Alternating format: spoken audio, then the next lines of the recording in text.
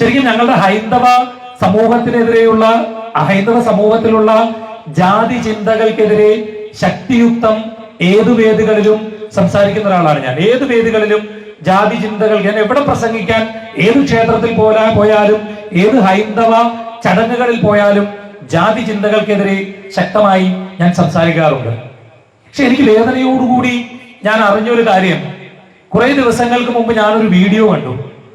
ആ വീഡിയോയിൽ ഞാൻ കണ്ടത്, ഒരു പള്ളിയിലേക്ക് കുറെ ആളുകൾ അതിന്റെ വാതിലുകൾ തകർത്തുകൊണ്ട് ആ പള്ളിയിലേക്ക് ഇടിച്ചു കയറി, അവിടെ അക്രമം അഴിച്ചു വിട്ടുകൊണ്ട് അവിടെ ആൾത്താരയിലൊക്കെ കയറി ബഹളമുണ്ടാക്കി. വൈദികരടക്കമുള്ള ആളുകളാണ് ബഹളങ്ങൾക്ക് നേതൃത്വം നൽകിയത്. ഹൈന്ദവ സമൂഹത്തിൽ ജാതി ചിന്തയുണ്ട് എന്ന് പറയുമ്പോൾ അത് പലപ്പോഴും പരസ്പരമുള്ള അക്രമത്തിലേക്ക് പോകാറില്ല.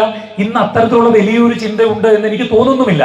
എങ്കിലും ഞാൻ പലപ്പോഴും എന്റെ മുമ്പിൽ എത്തുന്ന കൊച്ചുകുട്ടികളോട് പറയാറുണ്ട്, പക്ഷെ ക്രിസ്തു എന്ന ഒരേ ഒരാളെ വിശ്വസിക്കുന്ന, കർത്താവിനെ വിശ്വസിക്കുന്ന ആളുകൾ തന്നെ പള്ളികളുടെയും മറ്റും പേരിൽ പരസ്പരം കലഹിക്കുന്നതും പരസ്പരം അടിയുണ്ടാക്കുന്നതും പരസ്പരം ഏറ്റുമുട്ടലുകളും നടത്തുമ്പോൾ വളരെ വേദനയോടുകൂടി എനിക്ക് തോന്നിയിട്ടുണ്ട്, ഇവർ ശരിക്കും ബൈബിൾ വായിച്ചിട്ടുണ്ടോ എന്ന്. കാരണം ഞാൻ ബൈബിൾ അടക്കമുള്ള എല്ലാ മതഗ്രന്ഥങ്ങളും വായിക്കുകയും പഠിക്കുകയും ചെയ്യുന്ന ആളാണ്. എൻ്റെ മതവിശ്വാസത്തിനുള്ളിൽ നിന്നുകൊണ്ട്, എന്റെ മതവിശ്വാസത്തിന്റെ സ്വാതന്ത്ര്യം ഉപയോഗിച്ചുകൊണ്ട് ഞാൻ ബൈബിളും വായിക്കും, ഖുറാനും വായിക്കും, അതേപറ്റി പ്രസംഗിക്കുകയും ചെയ്യും.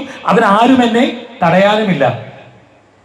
നിങ്ങൾ അറിയുക, നമ്മൾ അങ്ങനെ ഒരു കാര്യം ചെയ്യുമ്പോൾ ക്രിസ്തു വിഭാവനം ചെയ്ത കാര്യങ്ങളെ ഫോളോ ചെയ്യുന്ന, ഇപ്പൊ ക്രിസ്ത്യാനികൾ എന്ന് പറഞ്ഞാൽ ക്രിസ്തുമത വിശ്വാസികൾ മാത്രമാണെന്ന് ഞാൻ കരുതുന്നില്ല. ക്രിസ്തുവിന്റെ ആശയങ്ങളെ ഫോളോ ചെയ്യുന്ന എല്ലാവരെയും ക്രിസ്ത്യാനികളാക്കാം. ക്രിസ്തു നമുക്ക് മുമ്പിലേക്ക് പകർന്നു തന്നിട്ടുള്ള നല്ല കാര്യങ്ങളെ ഫോളോ ചെയ്യുന്ന എല്ലാവരെയും ക്രിസ്ത്യാനികളാക്കാം. ഞാനും ക്രിസ്തു പറഞ്ഞിട്ടുള്ള നല്ല കാര്യങ്ങളെ ഫോളോ ചെയ്യുന്ന ഒരാളാണ്.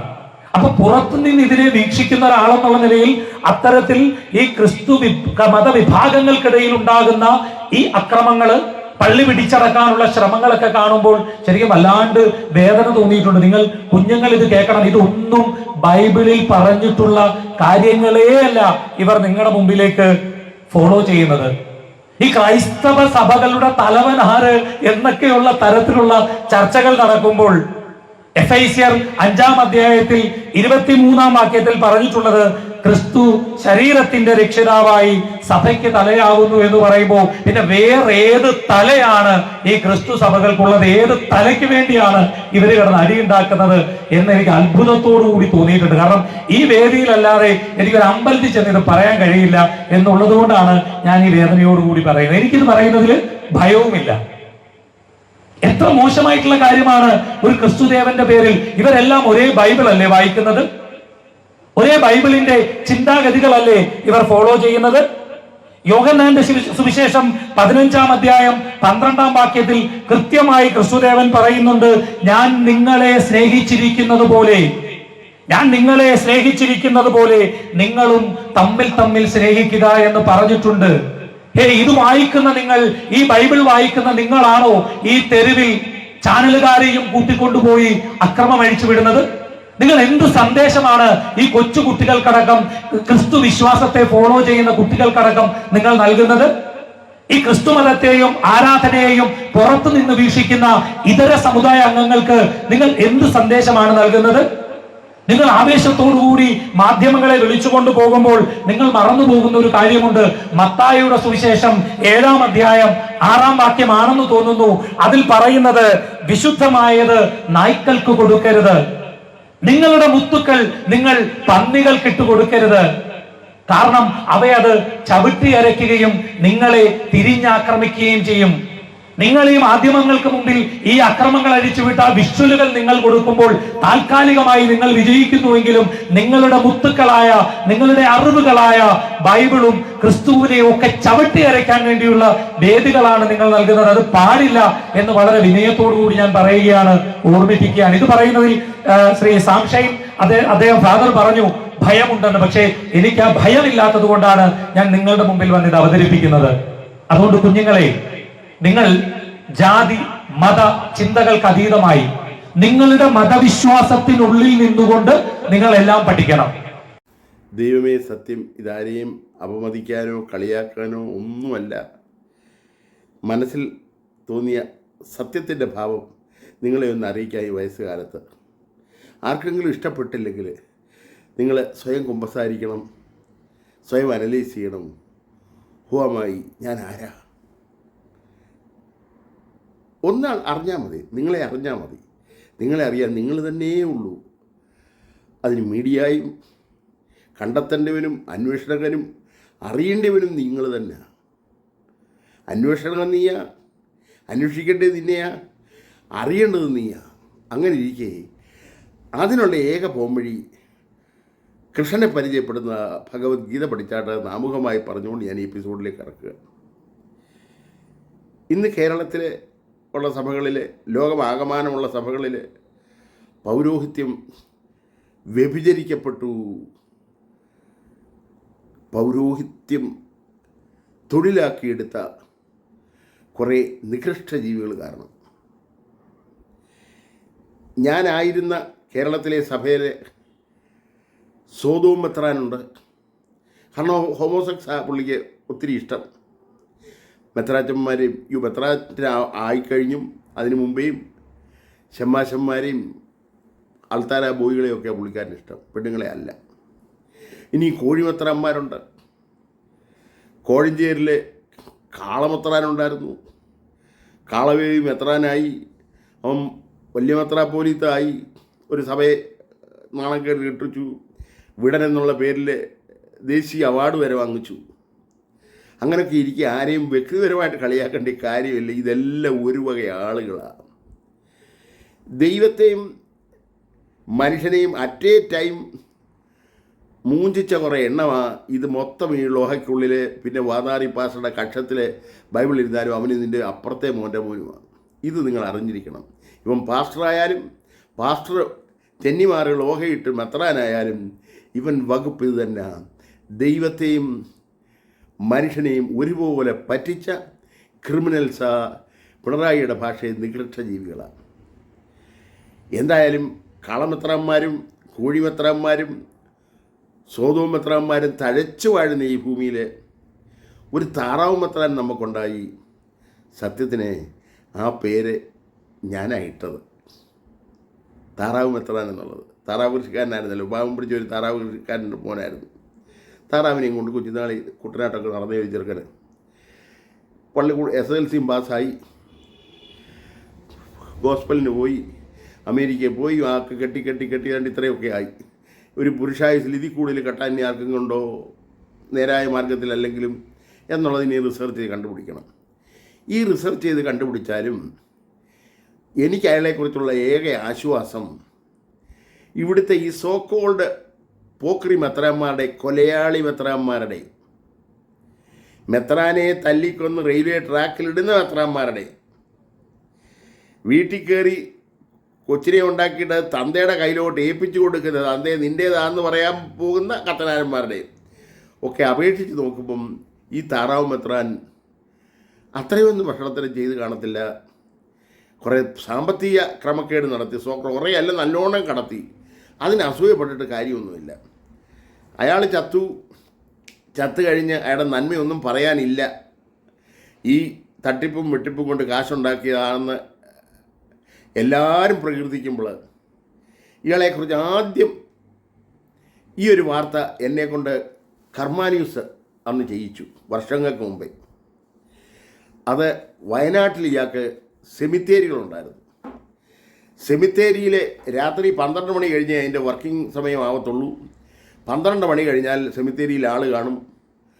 എവിടുന്ന് ശവം കൊണ്ടുവന്നാലും അതിൻ്റെ നിശ്ചിത തുക എടുത്തു കൊടുത്താൽ സെമിത്തേരിയുടെ വാതിൽ തുറക്കും. ശവം അവിടെ കൊണ്ടിയെല്ലാം സിമിൻ്റെ വാതിൽ തുറന്നിട്ട് ശവം കുഴിയിലോട്ടിടും, തിരിച്ച് മൂടുകയും ചെയ്യും. ഒരു മനുഷ്യനറിയത്തില്ല. തുക ഞാൻ കൊടുത്തേച്ചാൽ മതി. ആരെ തല്ലിക്കൊന്നും അവിടെ കൊണ്ടിടായിരുന്നു. പോസ്റ്റ്മോർട്ടവുമില്ല, ഒരു കോപ്പുമില്ല, ഒരു കേസുമില്ല, വഴക്കുമില്ല. ജഡമേ ഇല്ലല്ലോ. ജഡമോ ബലഹീനമത്രേ, അത് മണ്ണിനകത്ത് പോയി.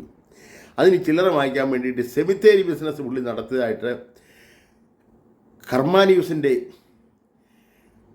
വിൻസ് മാത്യു ഓസ്ട്രേലിയയിൽ നിന്ന് ഉള്ള ഡോക്യുമെൻറ്റ്സ് എല്ലാം എനിക്ക് അയച്ചു തന്നു. ചായ ഒരു വീഡിയോ ചെയ്യണമെന്ന് പറഞ്ഞ് ഞാനൊരു വീഡിയോ ചെയ്ത് കൊടുത്തു. 2 ആഴ്ച കഴിഞ്ഞപ്പം എനിക്ക് 10 ലക്ഷം രൂപ നഷ്ടപരിഹാരം ഒന്നാറ്റം ചെയ്തേക്കുന്നത്. അതിനകത്താണ് ഞാൻ ഈ താറാവ് മെത്രാനെന്ന് ഇയാൾക്ക് പേരിട്ടത്. അത് അയാൾക്ക് ഫലിക്കുകയും ചെയ്തു. അനേകർ അദ്ദേഹത്തെ താറാവ് മെത്രാനെന്ന് അറിയുന്നുണ്ട്. താറാവ് ബിഷപ്പാക്കി പിന്നത്. ഇവൻ എന്നാ ആയാലും നല്ല അന്ത്യത്തിന് എന്നെ യോഗ്യനാക്കണമേ എന്നുള്ള ഇവൻ്റെ പ്രാർത്ഥന മാത്രം ചീറ്റിപ്പോയി. നല്ല അന്ത്യം കിട്ടിയില്ല അണ്ണന്.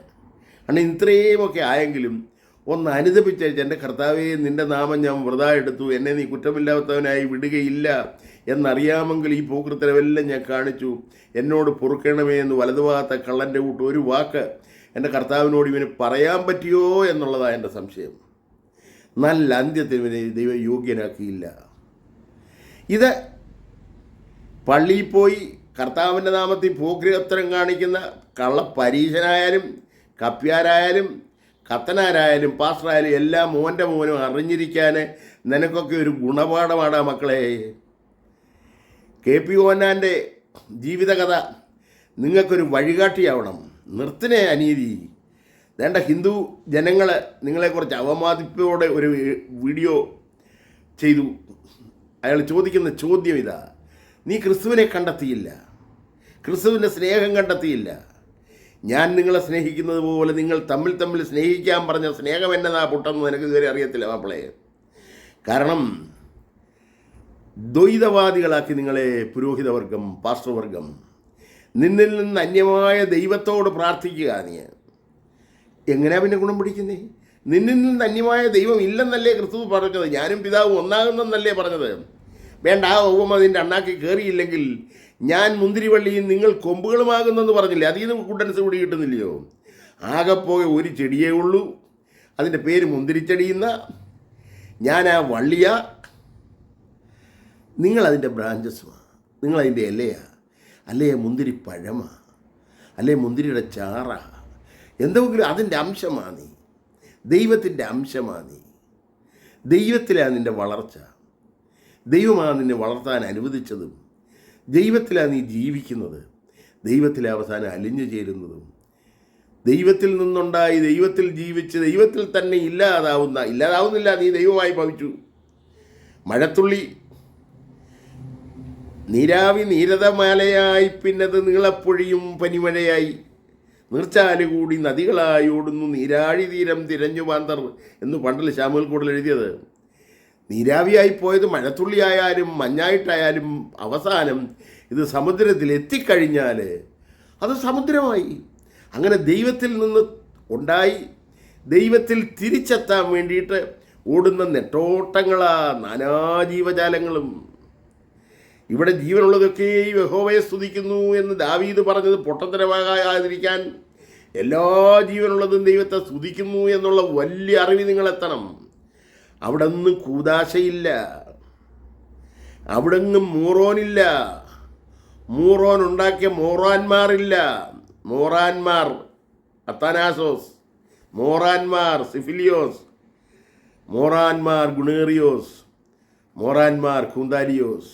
അയ്യേ, മൂറോനും വേണ്ട, മോറാനും വേണ്ട, ലോഹയും വേണ്ട, കത്തനാരും വേണ്ട, പള്ളിയും വേണ്ട. അതാ എൻ്റെ കർത്താവ് പറഞ്ഞത്, പ്രാർത്ഥിക്കാൻ നിങ്ങൾ പള്ളിയിൽ പോകരുത്. അത് കള്ളന്മാരുടെ ഗുഹയാ. ഒന്നീ KP ഓന്നാൻ, അല്ലേ മെത്രാനെ തല്ലിക്കൊന്ന് റെയിൽവേ ട്രാക്കി ഇടുന്ന കാതോലിക്കാമാരുടെ കൂടാരങ്ങൾ, കള്ളന്മാരുടെ ഗുഹയാ അത്. അവിടെ പോകരുതെന്ന് എൻ്റെ കർത്താവ് പറഞ്ഞേ. ഇനിയെങ്കിലും മാപ്പിളെ, ഹിന്ദു നിന്നെ നോട്ടമിട്ടു അപമാനിക്കാനാ, അല്ല അതിൻ്റെ കഴുത്തെടുക്കാനല്ല. നീ കർത്താവിൽ വിശ്വസിച്ചു എന്ന് പറഞ്ഞ് കത്തനാരുടെ കഷ്ടത്തിൽ നിന്റെ ബ്രെയിനും കൊടുത്തേച്ച് ജീവിക്കുന്നതുകൊണ്ട് അവൻ നിന്റെ തലയൊന്നും എടുക്കത്തില്ല ഹിന്ദു. പക്ഷേ അവൻ നിന്നെ അപമാനിക്കുന്നു. അവന് നീ ലജ്ജാപാത്രമായി, പുച്ഛമായി നിന്നോട്. അതിൻ്റെ എപ്പിസോഡിൻ്റെ ലിങ്ക് ഞാൻ ഇതിനകത്ത് അറ്റാച്ച് ചെയ്യാം. ഒന്ന് കേക്ക്, ചെവിപുളുക്ക കേക്ക്. നീ ആരാണെന്ന്, നിന്നെക്കുറിച്ച് ലോകം കാണുന്ന കാഴ്ചപ്പാട് നീ കാണു ക്രിസ്ത്യാനി. ഇനിയെങ്കിലും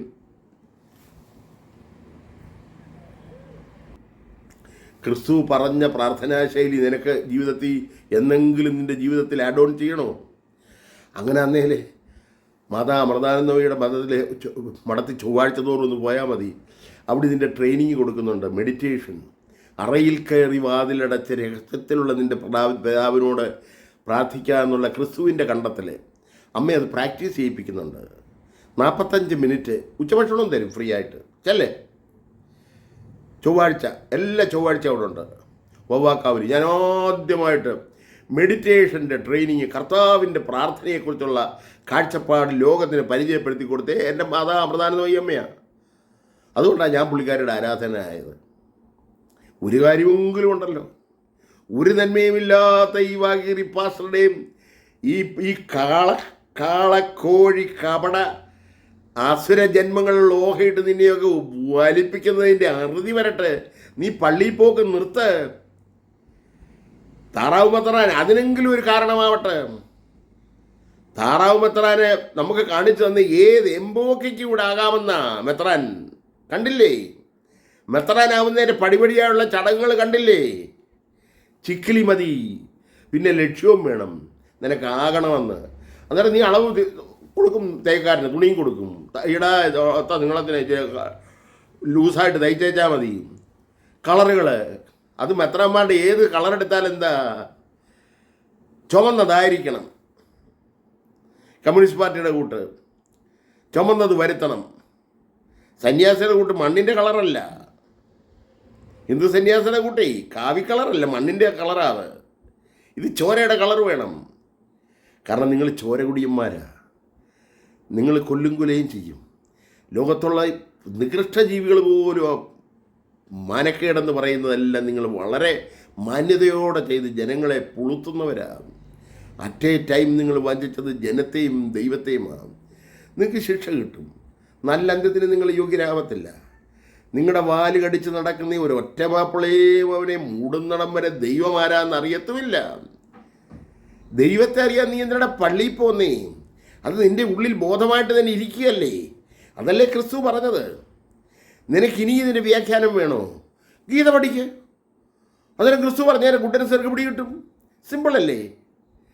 അതുകൊണ്ട് ഞാൻ ഈ എപ്പിസോഡിൽ കൂടെ എന്നെ കേൾക്കുന്ന സർവ്വ മോന്മാരോടും പറയുന്നത്, മോളുമാരോടും പറയുന്നത്, നിങ്ങൾക്ക് പള്ളിയിൽ പോയി ആള് കളിച്ച് സമൂഹത്തിൽ നീതിമാനെന്നുള്ള പേരെടുക്കാനാന്നേ പോവും. അതിന് ദൈവത്തെ നിങ്ങൾ അറിയാതെ പോവും. ദൈവത്തിൽ നിന്നൊരു നന്മയും നിങ്ങൾക്ക് കിട്ടത്തുമില്ല. അതല്ല, ഞാനും ദൈവവും ഒന്നാകുന്നു എന്നുള്ള മഹനീയ ഭാവം, തത്വമസി അത് നീ തന്നെയാകുന്നു എന്നുള്ള അയ്യപ്പൻ്റെ പറച്ചിൽ സത്യമായിട്ട് ഹൃദയത്തിൽ ഏറ്റുവാങ്ങാനാന്നേൽ ഇനിയെങ്കിലും പള്ളിയിൽ പോക്ക് നിർത്ത്. Stop this nonsense. ഇത് ഞാനൊരു മതത്തെ കളിയാക്കുകയല്ല. ആ ആചാരം ദുഷിച്ചു, ആ കൂദാശകൾ ദുഷിച്ചു. നിങ്ങൾ അന്ന് ആലോചിച്ച് നോക്ക്. ഈ കൂദാശ, എല്ലാ കൂദാശയെ എടുത്ത ഈ മാപ്പിളയുടെ അത്രയും വൃത്തികേട്, ഈ ക്രിസ്ത്യാനിയുടെ അത്രയും വൃത്തികേട് തൊട്ടടുത്തുള്ള ഹീനജാതിക്കാരെന്ന് പറയുന്ന ഹിന്ദുക്കളെങ്കിലും ഉണ്ടോന്ന് നോക്ക്. അവൻ്റെ കുടുംബജീവിതം, അവൻ തന്തേ തള്ളി എങ്ങനെയാണ് വെച്ചുകൊണ്ടിരിക്കുന്നതെന്ന്. മാതാപിതാ ഗുരുദൈവം എന്നല്ലേ അവരുടെ കോൺസെപ്റ്റ്. ഏതെങ്കിലും ഹിന്ദു കുടുംബത്തിൽ പോയി നോക്ക്. ഏത് ഹീനജാതിയാവട്ടെ, ഷെഡ്യൂളാവട്ടെ, അല്ലാത്തതാവട്ടെ, ട്രൈബലാവട്ടെ, സുറിയാനി ക്രിസ്ത്യാനിയുടെ അത്രയും അവിടെ തന്തയും തള്ളയും കാണുന്നവരാരെങ്കിലും ഉണ്ടോ? സഹോദരനോട് അരുതായ്മ കാണിക്കുന്ന സഹോദരനല്ലേ ഉള്ളൂ. സഹോദരൻ്റെ ഭാര്യയെ മോഹിക്കുന്ന ചെറ്റകളല്ലേ ഉള്ളൂ. സഹോദരനുള്ള യാതൊന്നിനെയും മോഹിക്കരുത് എന്ന് പറഞ്ഞപ്പോൾ അത് തന്നെ മതി എനിക്ക്. എടാ നികൃഷ്ടജീവി, നിനക്കൊക്കെ വരാൻ പോകുന്ന വലിയ കഷ്ട ദിവസങ്ങൾ, ദുർദിനങ്ങൾ ഓർക്കാനോ വിലപിക്കാനോ പോലുമുള്ള അവസരം നിനക്കൊന്നും കിട്ടത്തില്ല. കാരണം പെട്ടെന്നുള്ള മരണമായിരിക്കും. അനുദപിക്കാനും നിനക്കൊന്നും അവസരം ദൈവം തരത്തില്ല. ശപിക്കപ്പെട്ട ജന്മങ്ങൾ. നിങ്ങൾ ജനിക്കാതെ ഇരുന്നെങ്കിൽ എത്ര നന്നായിരുന്നു എന്ന് വീണ്ടും നിങ്ങളെക്കുറിച്ച് സഹതപിച്ചോട്ട്. നിങ്ങൾ ജനിക്കാതെ ഇരുന്നെങ്കിൽ എത്ര നന്നായിരുന്നു, നിങ്ങൾ ജനിക്കാതെ ഇരുന്നെങ്കിൽ എത്ര നന്നായിരുന്നു. ഇത് മാത്രമേ എനിക്ക് എൻ്റെ താറാവ് മെത്രാൻ സാക്ഷിയായിട്ട് പറയാനുള്ളൂ. താറാവ് മെത്രാൻ നിങ്ങൾക്കെല്ലാം ഒരു ഗുണപാഠമാകാൻ ഇത് കാരണമാകട്ടെ. താറാവ് മെത്രാൻ ജനിക്കാതെ ഇരുന്നെങ്കിൽ എത്ര നന്നായിരുന്നു. ഈ പരിപാവനമായ പദങ്ങളെല്ലാം വ്യഭിചരിച്ച് കളഞ്ഞില്ലേ? സർക്കാരിനും കൊള്ളത്തില്ല, ദൈവത്തിനും കൊള്ളത്തില്ല, മാമൂനും കൊള്ളത്തില്ല. ദൈവത്തിൻ്റെ നീതിയും മനുഷ്യൻ്റെ നീതിയും സമൂഹത്തിൻ്റെ നീതിയും സർക്കാരിൻ്റെ നീതിയും ഒന്നും പുള്ളി പാലിച്ചുമില്ല. തോന്നിവാസ കച്ചേരി. അരുത് അരുത് അരുത്, നീ ജനിക്കാതെ ഇരുന്നെങ്കിൽ എത്ര നന്നായിരുന്നു.